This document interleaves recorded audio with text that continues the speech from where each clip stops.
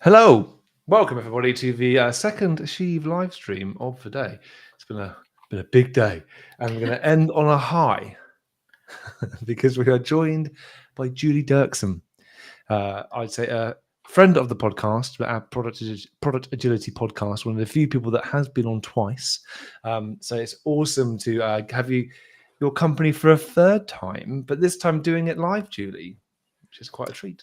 Yes. Yeah, no, it's always fun to have the live conversation because you can see what questions people have and answer them real time and those kinds of things. Which is, beautiful. And, adds a bit of trepidation to it. There's one thing, Julie, that I think we are proven we can do is that we often, I think, we have these long conversations before we record a podcast episode, which I often think sometimes might be better than the actual episode we release. So we're never short on things to say. And there's a particular topic which has come up in our conversations over the last couple of years, which is around systems thinking. And it's something which I'm really interested in, and I am a rank amateur. I've read a few books, and I've been trying to kind of be a systems thinker for many, many years. But I say I am an absolute rank amateur on this, but I've got a very keen interest.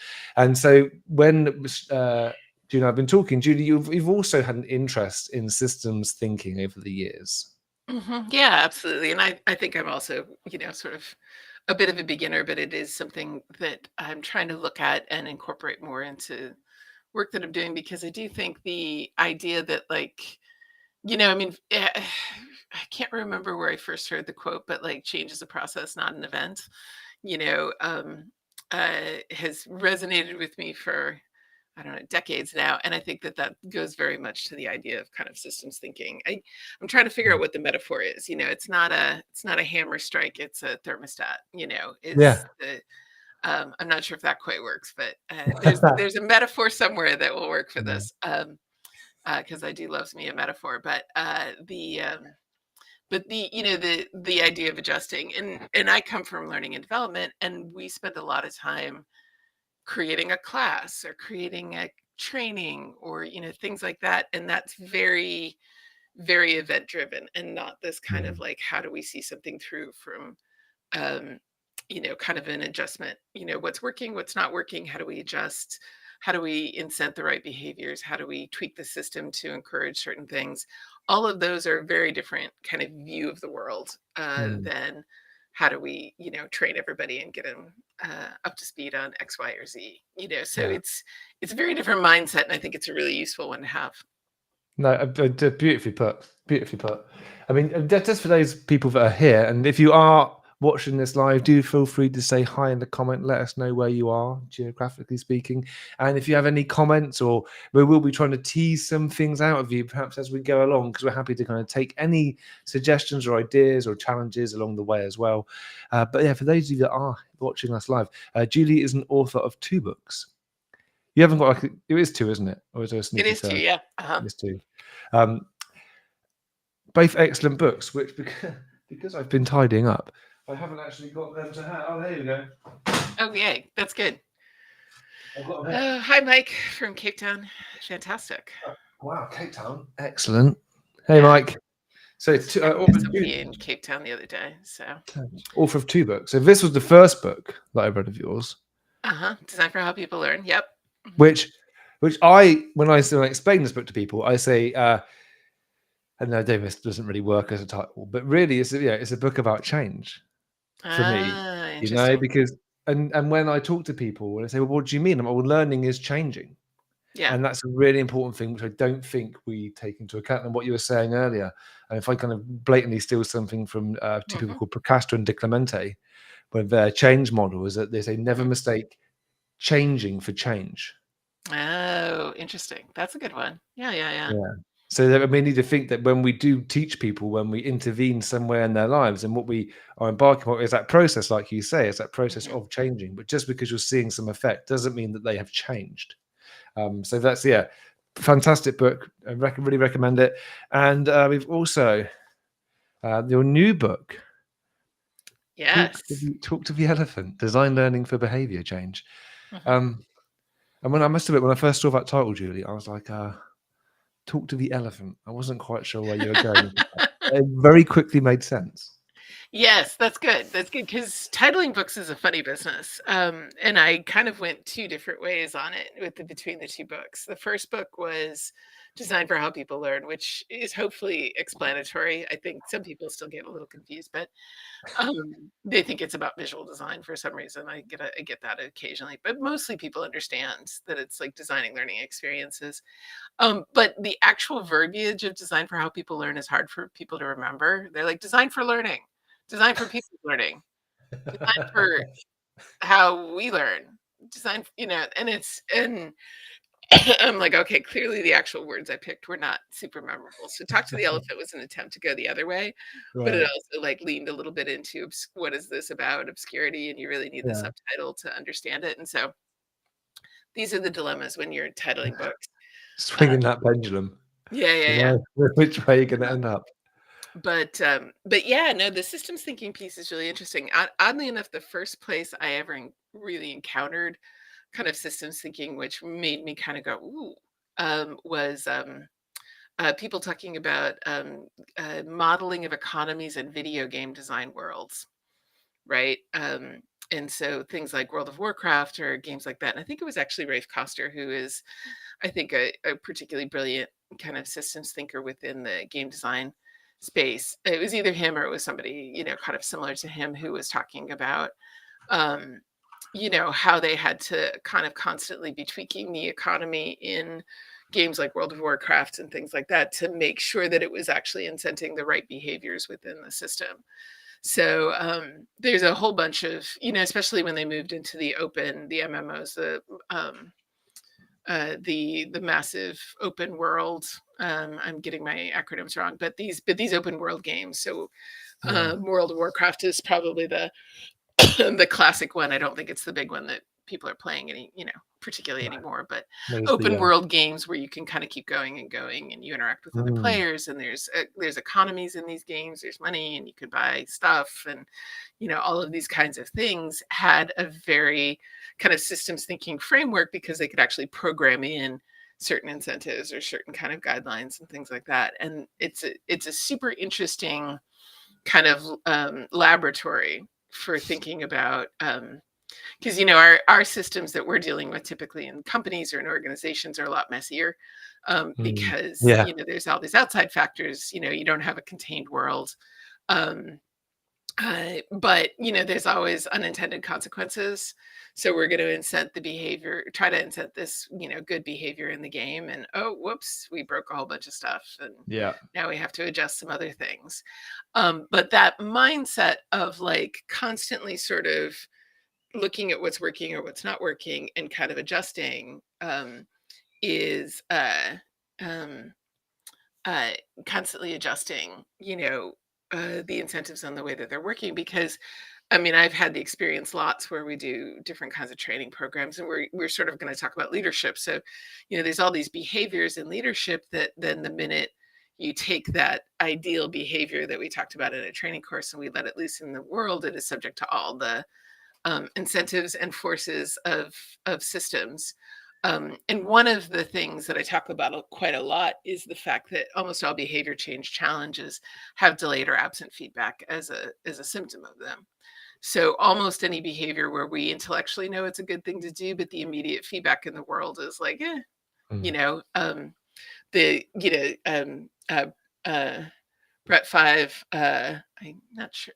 Brett, well, I'm not sure how to pronounce that, but when you add numbers into the middle of things, but mentioned about using modeling that pandemic. One of the things about the pandemic is that I sometimes use as an example is if people with COVID had blue breath when they exhaled, we would have done an enormous number of behaviors differently in the pandemic. Mm. We would have had a whole different system because we would have been able to immediately see you know, are we containing the blue breath, or is it escaping, you know, if somebody wears this particular mask, or how far is the blue breath traveling, you know, so do we need 6 feet, or can we adjust that? You know, there would have been a huge number of all these behaviors that we were trying to do during the pandemic that would have been very different if we'd had this visible feedback of knowing where the COVID, you know, was being exhaled, or, you know, things like that. But because it was invisible, we didn't have some of the crucial pieces of feedback that we needed to really be, you know, to kind of Mm. design our systems effectively. And so we had to kind of guess as close as they could. But the research that would tell us about whether it was working or not was very slow. And so we had all sorts of, you know, we had all sorts of behaviors that did change, and people did do a lot of, you know, we kind of focus on the failures in of behavior change in the Yeah. pandemic.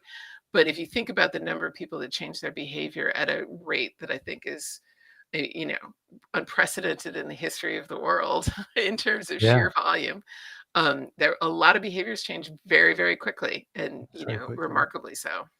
Yeah. And that was, yeah. You're right, and the things people did change very quickly. I think it's interesting how, yeah, some change motivates us quicker than others, and yeah, Mhm. and almost some behaviour change you don't even realise. I mean, I think that a lot of the devices we use have done a phenomenal job at changing our behaviours in ways that we could never have appreciated, and maybe wouldn't Right. have chosen. Um, and if I can link this back to, and just say hi to everyone. I think we got with somebody, Amanda from Chattanooga, and we have is that Is it Max there from Hook? Yeah, Maxine. Max, hello. Ah, nice. In Hook, which is really close to me, Oh, cool. And then and let so me from see, like Arizona as well. Arizona, and Yeah, yeah, fantastic. yeah, just lovely to see. So when I've been doing my monthly kind of learning something new about systems thinking, kind of half an hour, maybe a bit longer, I came across this idea of forest thinking, and I've Hmm. been talking about it quite a lot because when we talk about the topic of the day, which is systems thinking and leadership behavior change, I think that one of the interesting things that we can experiment is by thinking about the forest rather than the tree. And what on earth do I mean by that? Is because sometimes when we, and I'm speaking from personal experience, when we look at leadership behavior change, we often focus on a single leader or a group of leaders and just focus on them. In worst case, a single person. And what we're doing then, we're focusing on the tree. And we may be kind of adding something, maybe adding some fertilizer to the tree, we may be pruning the tree, maybe working really hard to get this tree to change in some way. But what we need to do is actually take a step back because that tree is part of a larger forest, and that tree won't survive if the changes that we're making if the forest around it doesn't change as well. So Hmm. one of the more linear way of thinking, which is how we often do think because it's easier, is what they call a tree by tree thinking, like event to event, like step to step, or person to person. But what we need to do is to zoom out and say, well, this tree exists as part of this forest, and for this person to succeed in this behavior change, the forest maybe needs to change as well. And I think that's what Hmm. we are. One of the things that we're going to be thinking about today is if we are going to help leaders or perhaps anyone change their behaviors, how can we use systems thinking to change the way that we interact, change the way that we intervene, and what practical tips can we provide to the people who have taken the time out of their days or their evenings to join us here? Um, so, Julie, is there a particular place? Well, first off, before we start, if anyone has any particular requests of things they would like us to talk about in relation to this topic today, please do put them on the chat and we'll bring those in. But in lieu of any of those at the moment, I'm going to, Julie, throw it over to you. So, where would you like to begin this particular exploration? Yeah, no, well, I think, you know, I think what we might be useful is if we want to talk about it in a leadership context is to kind of think about a few different sort of behaviors or key things that we're looking at. And so leadership within the agile space, which is, you know, what you're frequently working on. Like what do you see as the things that tend to work well versus what do you see as some of the things that tend to be a bit more of a Mm. struggle So, for that the leadership classic, space? the classic one, and I'm not sure if so looking, I know we've got Max on here. She might have some thoughts on this as well. Is that some very almost trivial interventions have a big impact, but only for a short period of time. So, for example, Mm, the book Turn the Ship Around. mhm, Well, there's a video which summarizes the book as well. Phenomenal video, great book. I've seen many leaders read that book and then turn up the next day and say, "That's it. And this is the way I do. This is the way I'm going to operate." And it's all about intent-based leadership. Is mhm. having people share their intent with you, and then they're not seeking uh, permission. You're just kind of quizzing them on their intent and making sure it's right way to go. But then that doesn't work, because what it falls down to, people try it for like 2, 3, 4 weeks, and then that new behavior, that trying to take a step back, that trying to let people share their intent, to understand the deficits in their capability and find ways to help them build their capability, um, seem it seems too much, and they just stop. Yeah. Yeah. Well, and I mean, I would say that that almost certainly is a case where, you know, there are two possible things that from a systems level that feel like that are potentially happening there. There's one I'm fairly confident about. There's the maybe they tried to do too much at once, um, and so the level of effort that was being expended was a lot, and they were kind of like, and they were also trying to like, instead of kind of adjust the angle on a few things, they were trying to like completely turn the ship around completely, Mhm. and go in an absolutely other direction, which from a systems point of view is takes a massive, it takes a massive investment. It takes a massive amount of effort to really take something and go in a completely different direction. The other issue almost certainly is that they weren't getting the right feedback on the things that they were trying to do, Mhm. right?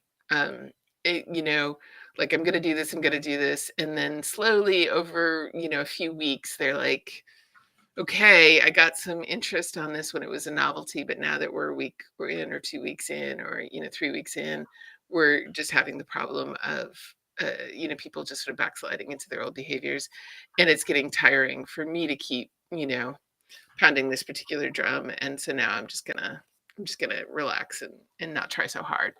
And the big question on it, sometimes I think it's useful, and I pulled out a couple slides as an example to sort of talk about how like there's there's some value to, let's see, I think, let me it's giving me very little feedback on what screen I'm actually. Oh, there we go. Let's do this one, but I'll pull up the slides. Okay. um So one of the things we do in training and development world is we collect level one evaluation data, which is usually a post-course survey, and it might be feedback. Are you seeing the slides, Ben? Yep, that is should be all good. Okay, so this is like a little diagram that you might see in like in Peter Senge's fifth discipline book or something like that, where basically what should happen is you collect survey data about your classes. And then if you think about it, well, what's the whole point of collecting the survey data is to probably improve the class. It could be to decide if you're going to continue to offer the class, or it could be, for some other purpose. But if we sort of fundamentally say, well, why do we care whether people like the class or not? Well, theoretically, we should be improving the class. But a lot of times what happens is this, level one evaluation data gets collected because we're supposed to collect level one evaluation data, but then kind of nothing happens with it. If there's a big, huge problem, if a particular class tanks, there might be some action on it, but there isn't any kind of consistent follow up on survey data. And whether that data is useful or not depends on how the survey is designed, and most likely. But so like we get this quite a lot, and if we think about it, we should be seeing sort of a virtuous cycle like this. We get level one data, which improves our instructor skills because it acts as feedback to the instructors, which should then improve level one evaluation data. And we should also use it to improve class materials. And then that should also, so you should get a virtuous cycle where it's the data improves things. And so then those numbers should also improve, right? But that's not frequently how it works. It would be nice if it was. Let's stop sharing. But it's the question is like, what's if we sort of modeled and said in our ideal world, it would work like this. And it could be, this leadership change that somebody's making around adjusting to Agile. And then we would sort of say, okay, well, where's the feedback going to come from that tells us that the change is working? Or feedback that tells us that the change isn't working, either way, that then, and what would be our adjustment plan depending on what we find out, so the idea of kind of setting these things up as experiments and then collecting information based on it. There's a whole field in healthcare called improvement science that is basically this idea of like, oh, you want to change how you register patients, for example.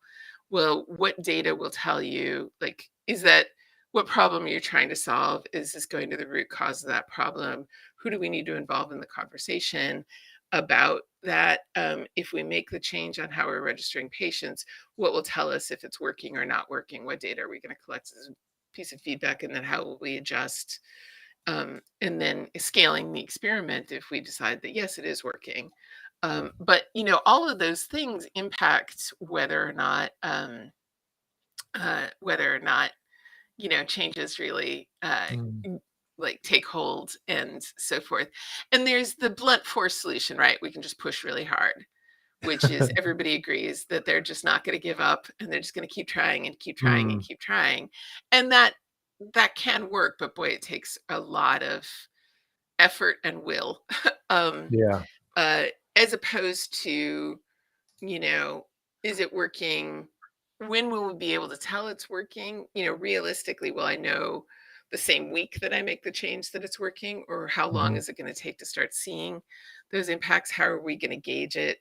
If we get immediate feedback on things, we're pretty good at adjusting for Yeah. them. It's the stuff where, uh, you know, either there is no visible feedback that really tells us it working, or the feedback is sufficiently delayed that the behavior kind of trickles off before the Mm. the change can kind of kick in, or the feedback is not great and it actively discourages the behavior. I think this is where your gaps in your first book I Hmm. find are really useful, and this is something that I've done with leaders who know that they want to change their behavior because they know that well, at least they can appreciate that the way that things are going aren't perfect. They would like them to be better, and they appreciate that in order for things to change, that there's going to be some change required in them. So what I have been known to do recently, and let me just get this shared. And so this is something I made Julian Miro, and I kind of got it saved. And these are your gaps from your first Yeah, book. yeah. Hmm. And so what I often, I mean, when you're getting feedback from the environment, and I'll zoom in a little bit here. When you're getting feedback from the environment, and maybe the feedback is saying, it isn't, and then you're not getting rewarded for it. I think one of the most important gaps that we find is motivation, and it's kind of how do we know what motivates the individual?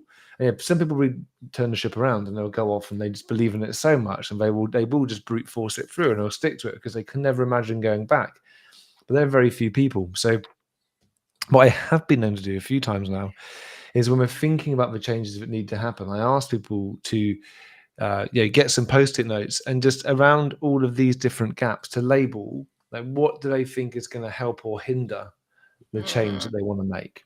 Because systems thinking is about seeing beyond that linear thought. It's about seeing the connectivity between things. And what we find is if we do this with a person on their own, it's useful. If you do this with a few different people from different perspectives, that person's peers, as an example, or maybe even people from their teams, is that what we have the opportunity to do then is triangulate. And I think that's where systems thinking, for me, when I think of the work of Peter Senge and the fifth discipline, where it really comes into its own, it's these different people from different perspectives, different experiences, getting together and triangulating and finding the things that aren't obvious, the stuff that they wouldn't have been able to come to on their own.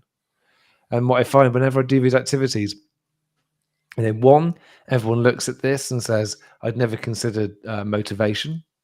I thought Mm. I could just go in and I thought that, I could just have the knowledge and the skills and, and I better go and do it. But I never considered what my motivation is for this. I never considered how much some of my habits, some of the automated things that I do, can get in the way.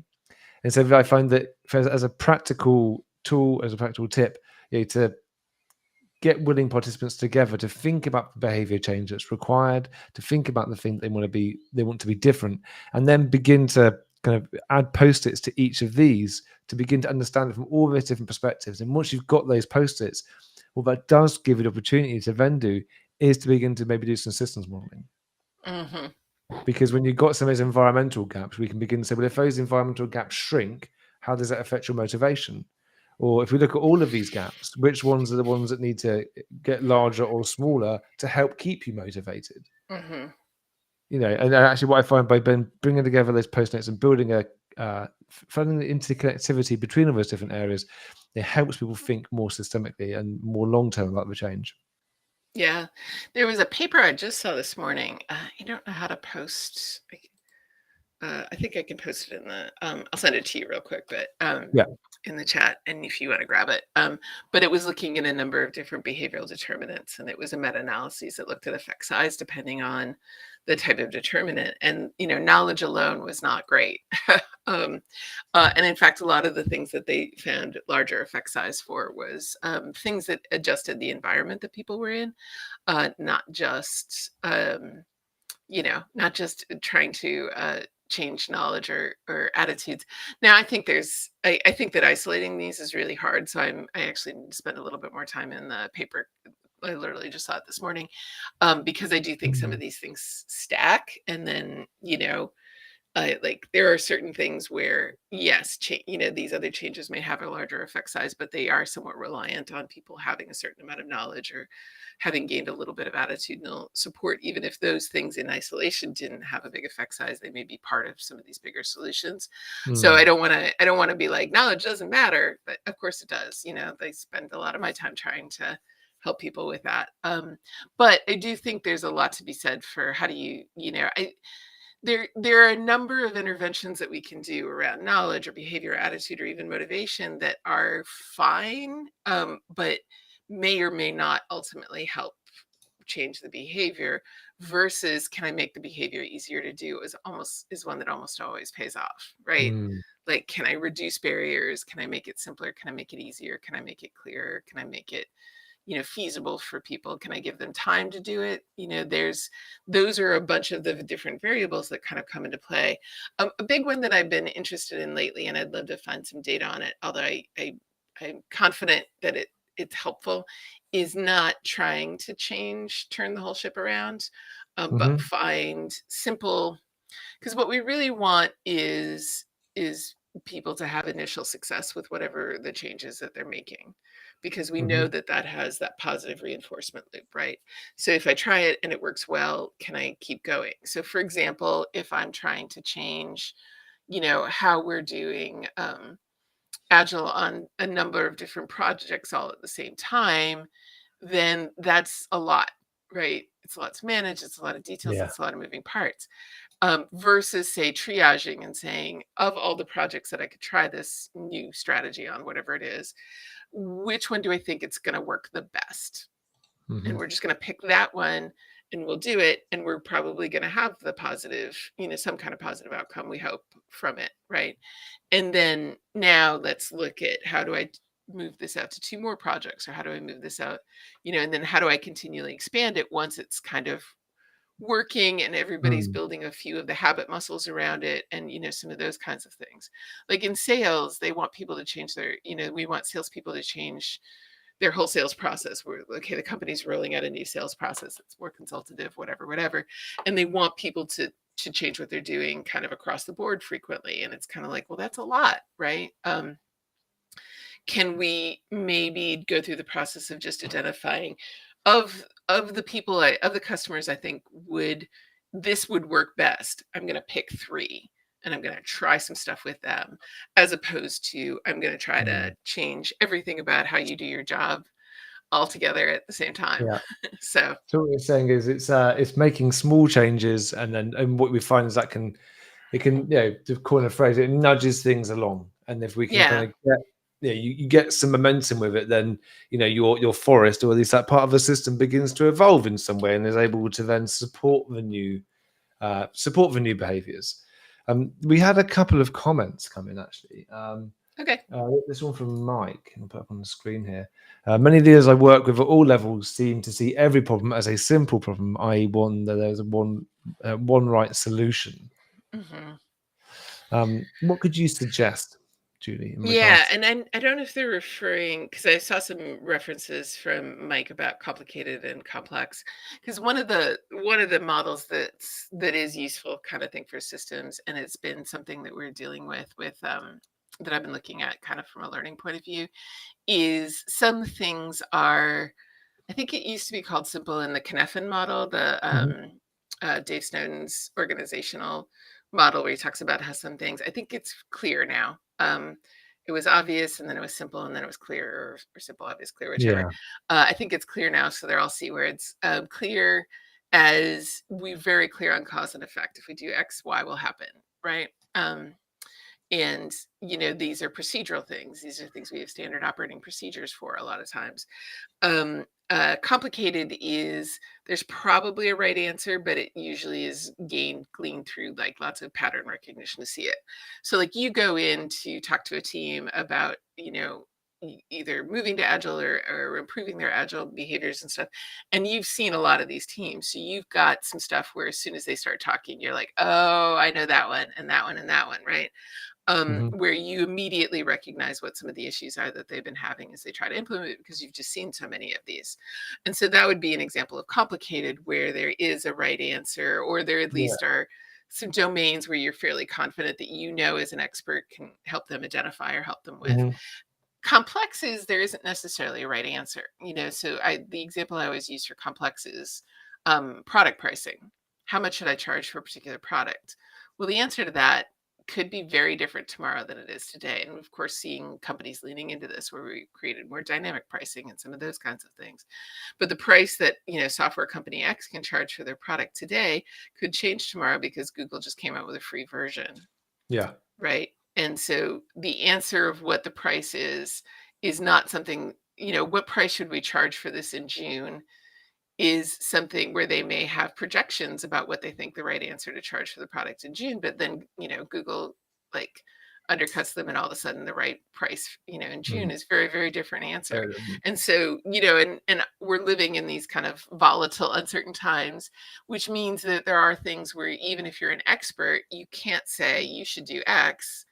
What instead you have is methods of inquiry. So we're going to try to sense, probe, sense, and respond. So we're going to help people with ways to look into the problem, gather results, bring them back, kind of make the decision of what to do next, and, do some of those things. And that's that complex environment where there isn't a right answer. There's only ways to kind of investigate and respond and things like that. And mm. that's where understanding, systems forces can be super important, because you have to have a system, to really respond in a complex environment. You have to have a monitoring system where you adjust as the data changes, because you can't just decide ahead of time that it's going to be, that the right answer is blue, or something like that.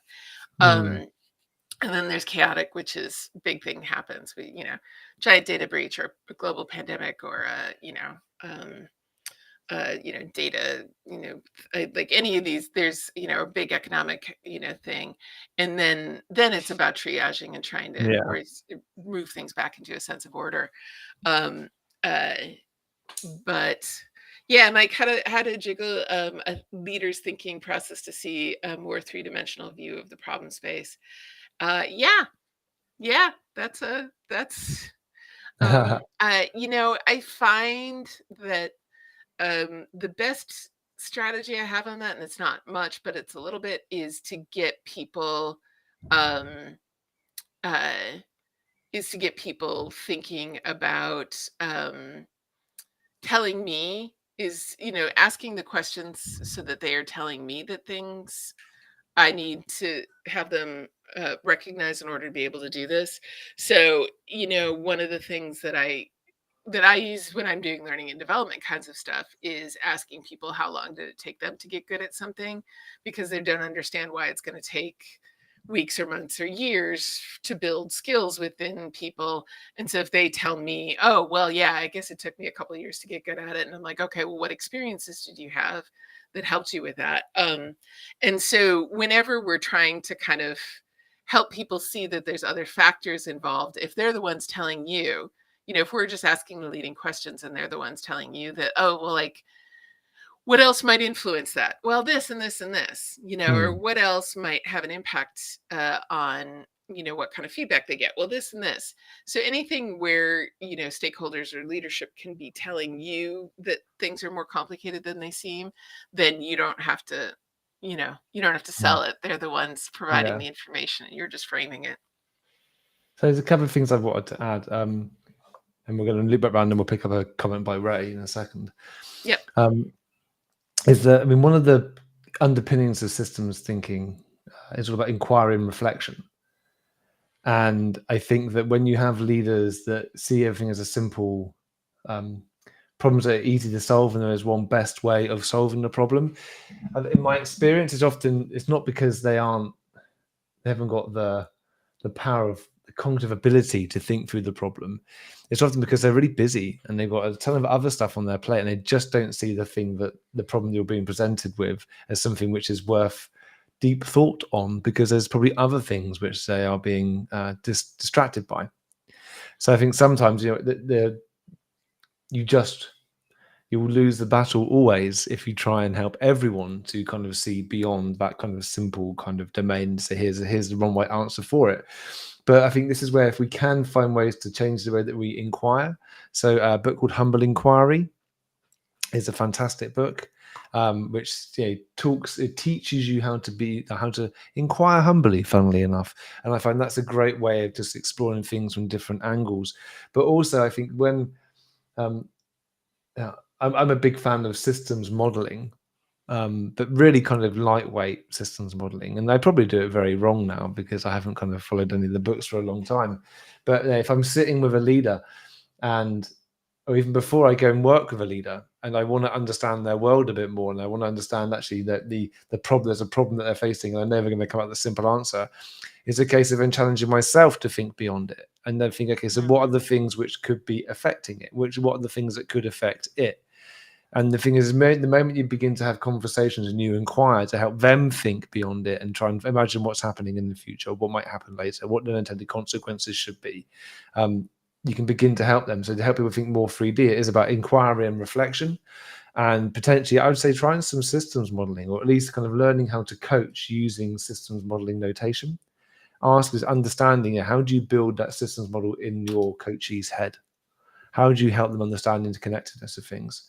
And to pick up a point from Ray, complexity and systems thinking are not the same thing. Yeah, bonus points for Ray, absolutely.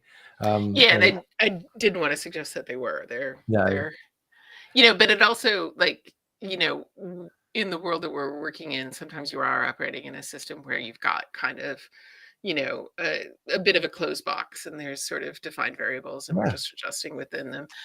Not usually. That's not the most common. And you're going to have systems with greater or lesser degrees of that volatility and complexity and things like that. So it just depends. And I think this is interesting. I remember being taught by David Snowden years ago, when he was just kind of doing Cynefin training, and when he first started it up, there's a big thing about his dislike for systems thinking, and the way that he explained it, I'd get it. I get why people would fall out of love or not be interested in systems thinking if people think it is a way to predict the future. Right. Yeah, it is not a predictive. Yeah. No, and I think this is where people miss a trick with systems thinking. Is that it isn't about predicting the future. It's just a way of getting people together to inquire and reflect as a collective to try and find, hypothesize about some non-obvious things that may or may not happen. But that rigor of thought, and I think this is one thing we can help. When I engage with a leadership team, I may not ever mention systems thinking, but my challenge is to try and get them thinking systemically by creating a safe space for them to be open and share their challenges. Maybe having that board of all the gaps I find is a quite useful way of doing it, because anytime you get people doing silent writing or writing stuff down and posting notes individually, when you're trying to kind of get past a kind of a behavior change problem, means that they're all going to put it up and everything's going to be seen. And I think it's a Oh, nice way yeah. of getting it all out there so that people can see. So they're very absolutely right. Complexity and system thinking are not the same thing.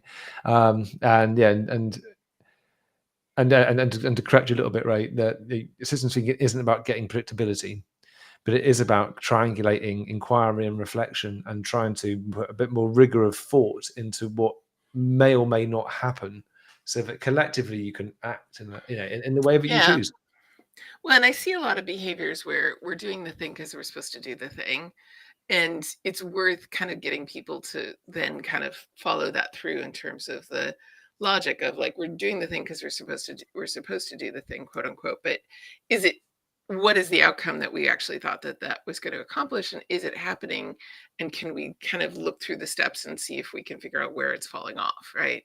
If Hmm. we're doing the things that are supposed to get this result and it's not working, what's where is it, where's the breakdown in that whole like thought process? And so sometimes that's useful, even if it is sort of necessarily a bit reductionistic.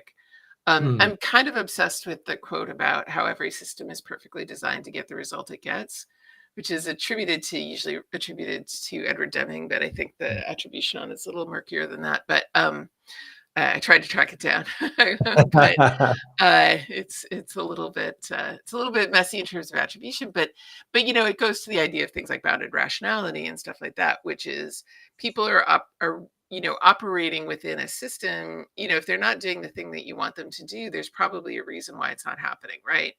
Hmm. So it's easier to spot when it's really visible behaviors like wearing safety glasses, for example. Workers are supposed to wear safety glasses when they do this kind of thing in the manufacturing environment, and they're not. So there's a reason they're not. Is it availability of safety glasses? Is it because they're uncomfortable? Is it because they fog up when they wear them and it actually makes it Hmm. harder for them to do their job or more dangerous? Is it that they have never seen anybody actually have an eye injury and so therefore just don't believe it's necessary and it feels like extra effort? Where are all of the balance points that are happening that are causing this? It's not just people don't care if they get eye Hmm. injuries. That's not the reason. It's not that, and I'm not I have in the new book, I've got a whole bunch of stuff where I'm railing against lazy, because if you're attributing something to lazy, you're not asking the right questions. You Yeah. know, I mean, we as Okay. human species have a conservation of energy, tendency. Like I'm not gonna expend effort if I don't need to. Yeah. I don't think that's quite counts as lazy, and I don't know any lazy people either. Everybody I know is so busy they can't see straight, which is probably its own systems issues. But I'm sure that there's some people who are lazy, probably. But the idea that a whole population isn't doing something because they're lazy is like I said, in my opinion, that's somebody not asking the right questions. Because there's going to be a reason. It's just a matter of kind of seeing if we can't tease apart what the thought process is that's leading to this. Hmm. I'm wondering, if you think of some of these challenges, one really useful and practical tool, which the first time I came across it was in a book called The Fifth Discipline Field Book, and it's called The Left Hand Column. I'll put a link to it on both LinkedIn, and I'll put it into YouTube as well. And what the left hand column does, it's a way of better kind of helping people understand the ladder of inference, which is saying that we see something and we select data based upon what we see, based upon our beliefs and our assumptions, and then we rocket up this ladder of inference, and before we know it, we're taking action based upon what we believe to be true. And some of the challenges we find when we're talking about leadership behavior change is that, nearly always that ladder of inference, people rocket up it so quickly without even realizing, and going back to the point earlier, people see it all as a simple problem because they're only picking out the things maybe they think they can simply solve. And so the left-hand column is a technique where we ask people to divide a piece of paper into two, and then one side write down what they said, and then on the other side put down maybe what their self-talk was saying, what they were thinking, and maybe using that for other Mm, people as well, hmm. and saying, okay, we can pair up on this. So if you can say, look, I'm I'm here to help you. We've got a good relationship, but I'm not sure if you're kind of seeing this problem the same as I am. In fact, it's been like just 5 minutes just going through this activity, so I can better understand your perspective on this, because I think I might be missing something. And so the left-hand column is a really, really great, easy, simple tool to help people understand the difference in what we said and what we think. So that then once we've got that data, it makes it easier for others to inquire about us. It makes it easier for us to reflect on some of our own behaviours. So the left-hand column is that's a very quick and easy technique. Mhm. Do you want to wrench this back over to leadership behaviors? We Yeah. were, yeah. All right. So, Julia, in your experience, is there any particular type of leadership behavior that you've seen has been the most difficult for people to change? The feedback stuff is always kind of a constant problem. Hmm. And one of the things I think that does get underestimated in a lot of cases is how habit-driven leadership behaviors are. Um, and the really simple answer to habit formation is making sure that you have kind of are recognizing and looking out for a particular trigger of when you need to use the habit or chaining it to an existing habit or Hmm. things like that. And so the leadership stuff is feedback or follow up or some kind of response to it and things like that. So whether it's feedback to people on your team or whether it's making sure that you've got, like, we're doing X, what's our follow-up strategy for it or something like that, Hmm. um is a big one. And I think it is very habit driven, right? I mean, things like daily stand-ups and so forth in certain kinds of things are a way of sort of building a habit of making sure we don't go too far without having some kind of check-in or some kind of status update or things like that, instead of people going Yeah. off for weeks and weeks and working on a thing and then coming back and coming back and you're like, oh, that's not right at all. So when we're looking at those kinds of things, providing some of those structures to build habits around, Mm. frequent feedback or something like that is part of it. But then it just becomes a matter of kind of the discipline of maintaining, even if it doesn't feel like it's sort of having to trust the process a little bit in some of those Yeah. cases, or doing it whether it seems like it's really obvious on that particular day that we need it or not, but not like skipping, because then we get that habit erosion and those kinds of things. Mm. So If a habitual change is to be successful, and there are people around, there are other people that are going to need to be maybe involved in supporting the leader on that change in some way.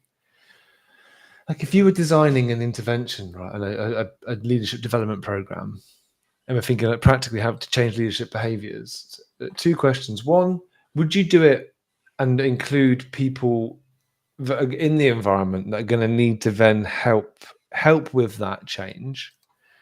And secondly, if you're going to design some, say, learning to help kind of fill the knowledge gaps for this mhm. particular change, would you do those in short chunks to get people to, so you can kind of keep short feedback loops in there, or would you do a longer piece of education and then nothing afterwards? Like, so would you include the other people in that training as well and along the way, and would you do that in short or long chunks?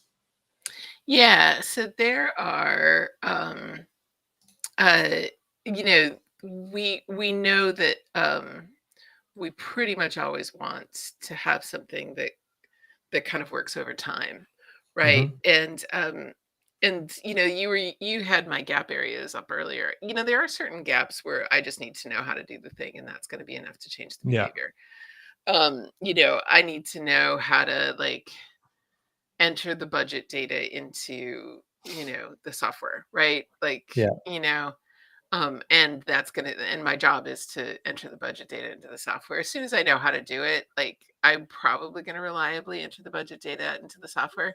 But Yeah. if the behavior is I need to update that data periodically, it's not enough that I just entered it at the beginning. I need to actually update it Mm. as things change.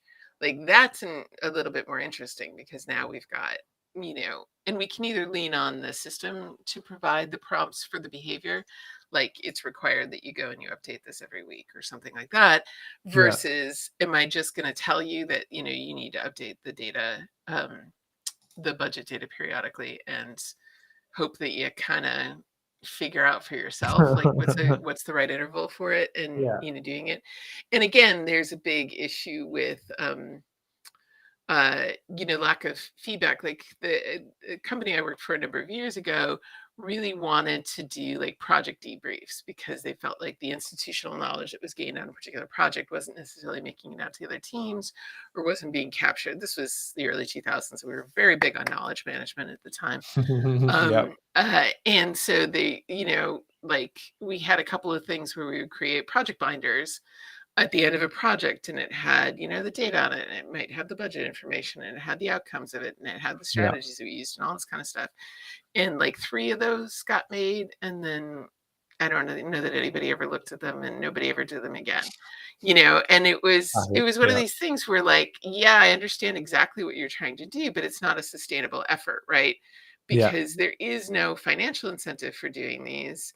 Um, and even though everybody agreed that they were probably a good idea to kind of try to capture this institutional knowledge, there wasn't ever a point where somebody said, here, you have a week to put one of these together, because that's Mhm. probably what it would have taken. So there was not being realistic about what the level of effort was that was going to be associated with it, and not creating a time for it, and not, dedicating resources to it, and all of those kinds of things. Yeah. And it is one of those things where, like, at a certain point, it really does take the big push. If management decided that those were a valuable, genuinely a valuable action that we needed to take, the amount of like effort that would have had to go in into clearing the time for people to work on it, and to have some kind of, you know, um, thing around it or whatever, would have been a significant amount of effort, and a significant amount of reinforcement would have had to go into making that happen. Now, a Mhm. little later on, we also did a thing for a while, which then they stopped doing, which was too bad, where they would just do, senior management would do project check-ins with all the project managers once a week. And you just go into a meeting and you say, here's the 4 projects I'm working on. Here's how they're going. This one, we're having some issues with scope creep, or whatever. And they would be like, oh, well, maybe we can help you with that. And, we have a conversation, and sometimes they could. And, and then like they weren't being surprised at the end of a project by a massive amount of scope creep, and the whole thing going out of budget and out of whack, um, at the end, because they'd been hearing about it on a weekly basis for a while. And they knew when we told them, right at the beginning, when the problem started to happen.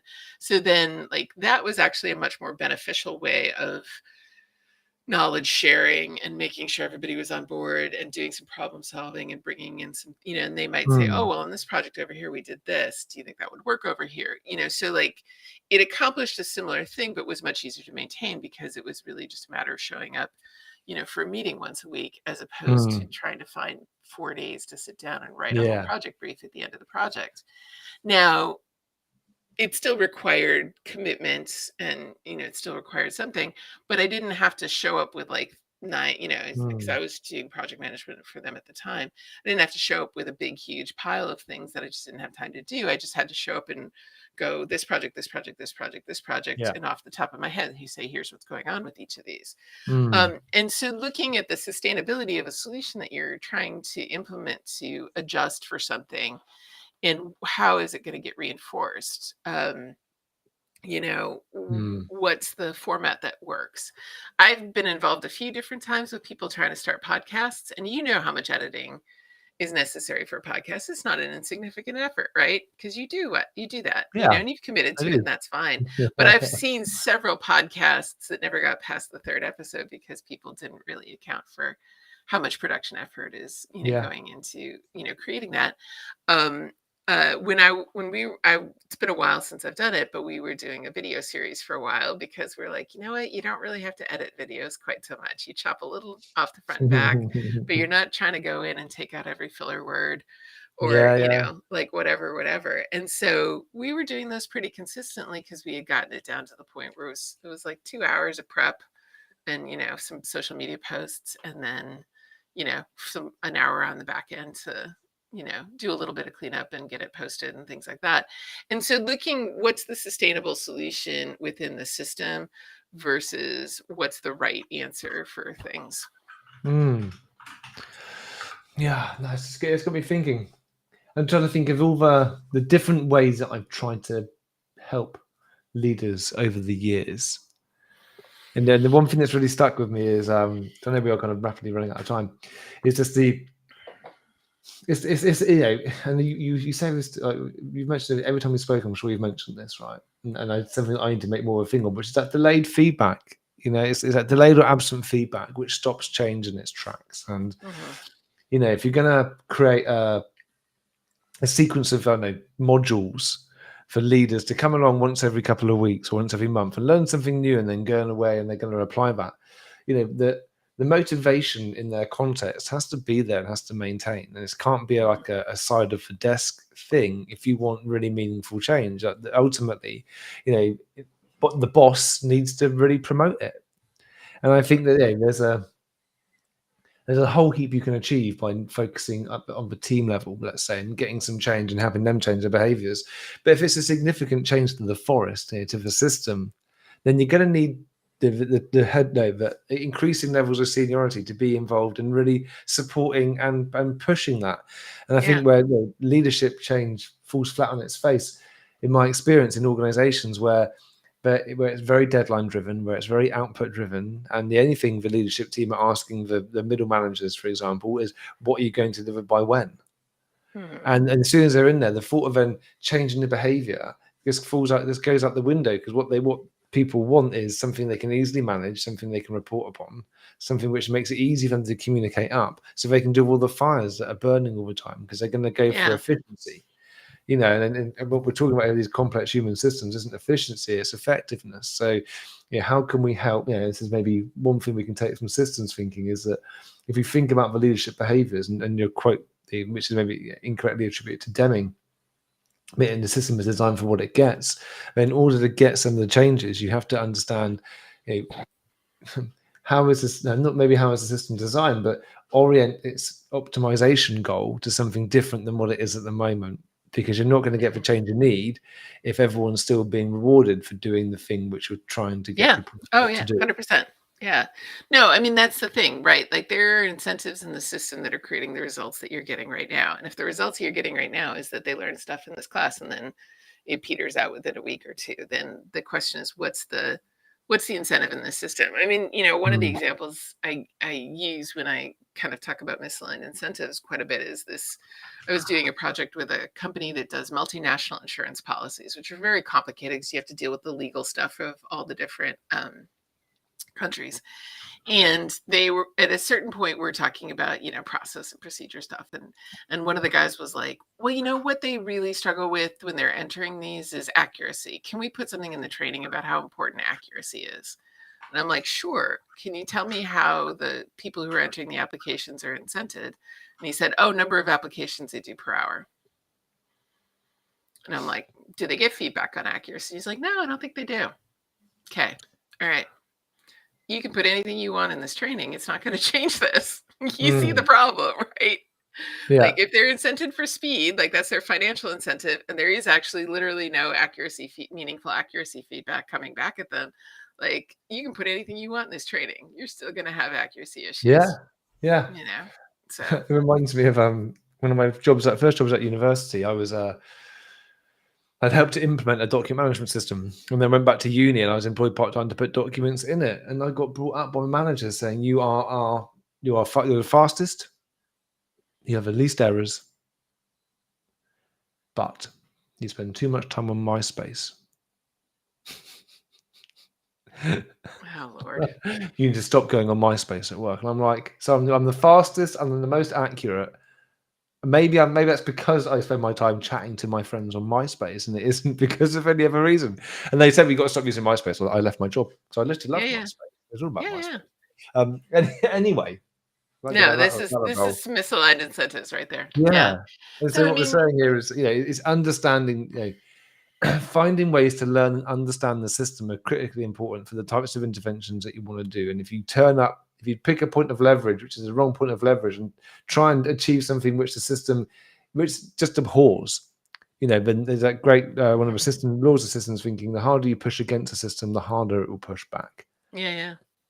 Well, and I mean, like I said, I don't think systems mapping is great because you are going to figure out the perfect mechanistic answer to how to make the system run. But I do think and I mentioned it earlier, but I do think there's real value in saying, this is ideally how we think this should be working. And we know it's not. Let's see if we can't find the places where this is starting to fail so that Yeah. we know where we need to make changes. So. Yeah. Perfect. And the time just goes so quick. I kind of feel like I want to have another conversation. Yeah, we're not. Well, we do need to do when we get into some specific behaviors at some point, but Yeah. Well, maybe speaking generally about this stuff. we can get some feedback from people. We can get some ideas, and maybe we'll have a go at doing some simple systems modeling on another. Yeah, that'd be fun. Given there are plenty of patterns of behaviors out there, which I'm sure people would love to explore. And if anyone's watching this either live or on one of the replays, do get in touch with me if you've got particular things you want us to explore. Drop me a DM on LinkedIn. I'm more than happy to take any and all suggestions. And we are at time. So, Julie, thank you so much. I always love talking to you and listening to you. And let's get something else from the diary. Let's get some behaviors that we can really unpick. And we'll do. Yeah. No, I mean, I was doing one of these. Maybe we'll do one on my end too. Doing sort of trying to do behavioral breakdowns where we take a specific behavior and we really kind of run through the combi process with it. I was doing it for self-directed learners with somebody, but I think we should do it with one of yours sometime soon. Yeah, So that sounds like fun. All right. Thank you very much. And thank you everyone for joining us on LinkedIn and YouTube. You've been fantastic. Be sure to follow Julie on LinkedIn, follow me on LinkedIn to be made aware of anything else we suggest, anything else we're going to put out there.